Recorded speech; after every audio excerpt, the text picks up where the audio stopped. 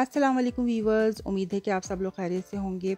आज मैं आप लोगों के लिए बैंगन की बहुत मज़ेदार रेसिपी लेकर आई हूँ। वैसे तो बैंगन की बहुत सारी रेसिपीज़ मेरे चैनल पे मौजूद हैं, लेकिन आज मैं वो रेसिपी लेकर आई हूँ जो मैं अमूमन अपने घर में बनाती हूँ, जो बहुत मज़ेदार रेसिपी है। इसके लिए मैंने 1 किलो बैंगन ले लिए हैं। मेरे पास थोड़े लंबे वाले बैंगन हैं, तो इसकी हम कटिंग करेंगे और इसकी डंडी मैंने काट ली है। डंडी को हम फेंकेंगे नहीं, क्योंकि ये बहुत मज़े की लगती है, बहुत शौक से खाई जाती है। इस पर मैंने कट लगा लिए थे। बैंगन चूँकि मेरे पास थोड़े लंबे साइज़ के थे, तो मैंने इसको बीच में से कट लगाने के बाद इस तरह से काट लिए हैं इसको।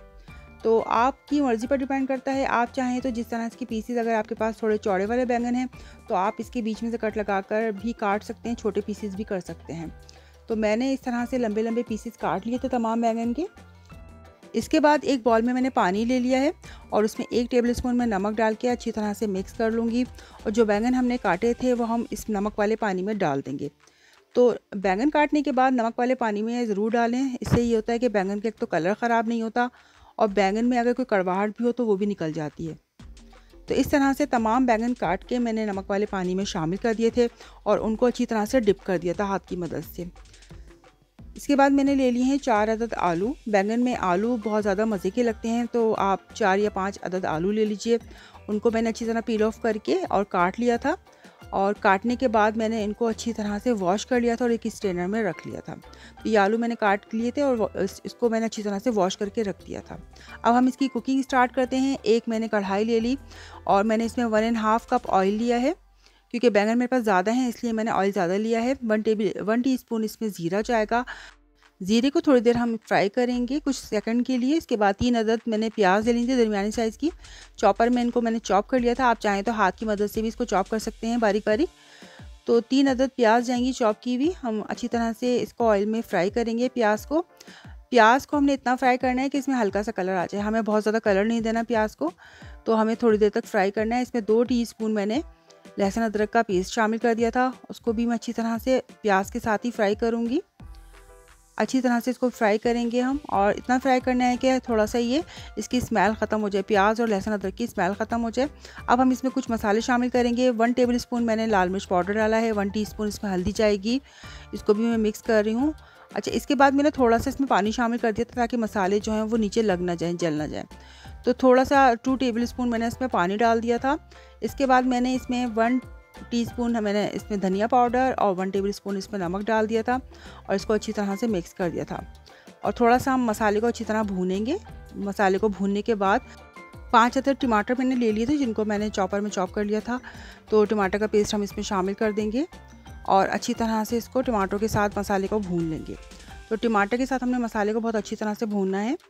और टमाटर जो है वो मैं ज़्यादा डालती हूँ वेजिटेबल्स में, ताकि उससे इसका टेस्ट बहुत अच्छा आता है सब्जियों का, और ग्रेवी भी मज़ेदार बनती है।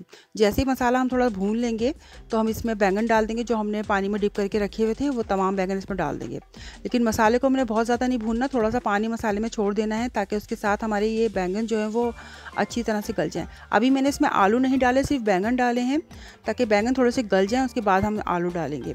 अभी मैं इसको कवर कर दूँगी और थोड़ी देर पकाएँगे। तो 10 से 15 मिनट तक मैं इसको मीडियम फ्लेम पे पका रही थी। बैंगन थोड़े से हमारे गल गए थे। तो जैसे ही बैंगन थोड़े से गले हैं तो मैंने इसमें जो आलू हमने काट के और स्ट्रेनर में रख दिए थे, वो तमाम आलू हम इसमें शामिल कर देंगे। तो आलू भी हम इसमें अब डाल देंगे और अच्छी तरह से मिक्स करके फिर इसको हम पकाएंगे।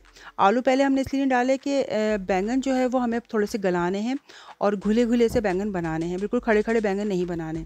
अगर हम आलू भी इसमें शामिल कर देंगे तो आलू बहुत ज़्यादा पहले गल जाएंगे और बैंगन इतने नहीं गलेंगे, इसलिए आलू जो है मैंने बाद में डाले हैं। और थोड़ा सा पानी इसका ड्राई हो गया था, तो मैंने तकरीबन आधा कप पानी इसमें डाल दिया था और आधा कप पानी डाल के फिर मैंने इसको कवर करके पकाया ताकि आलू अच्छी तरह से गल जाए। तो अब हम बैंगन के साथ आलू को भी गलाएंगे और इसको हम कवर कर देंगे और हम इसको अब स्लो टू मीडियम फ्लेम पे पकाएंगे। इतना पकाना है कि आलू हमारे अच्छी तरह से गल जाएं। तो अब देखें, हमारा तकरीबन 20 से 25 मिनट मैंने इसको पकाया था स्लो फ्लेम पे और आलू हमारे अच्छी तरह से गल चुके थे। हमने जब तक इसको पकाना है जब तक हमारे आलू बहुत अच्छी तरह गल जाएं।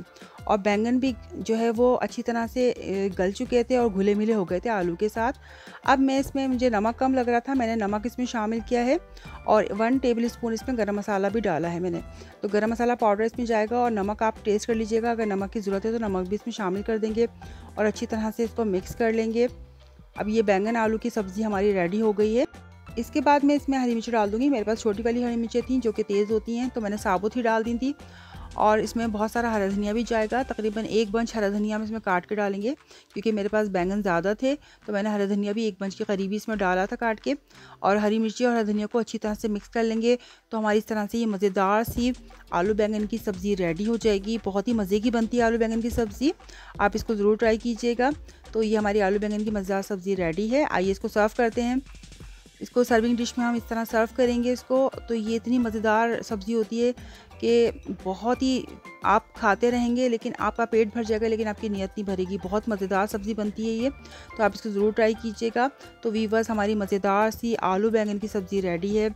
आप इसको ज़रूर ट्राई कीजिएगा, यकीनन ये आपके घर वालों को ज़रूर पसंद आएगी ये रेसिपी। और इसको हम चावल के साथ भी खा सकते हैं, और इसको रोटी के साथ, आप चपाती के साथ, हर तरह से इसको एंजॉय कर सकते हैं। ये बहुत ही मज़ेदार सब्ज़ी होती है। तो मैंने इसको चावल के साथ भी सर्व किया था और इसको रोटी के साथ भी सर्व किया था। तो उम्मीद है कि आपको मेरी आज मज़ेदार सी रेसिपी ज़रूर पसंद आएगी। अगर आपको मेरी वीडियो पसंद आती है तो मेरी वीडियो को लाइक और कमेंट ज़रूर कीजिए, मेरे चैनल को सब्सक्राइब कीजिए। इस रेसिपी को अपने फ्रेंड्स और फैमिली में ज़रूर शेयर कीजिए। इंशाल्लाह इसी तरह की मज़ेदार रेसिपीज़ आपके लिए लेकर आती रहूँगी। जब तक के लिए अल्लाह निगहबान।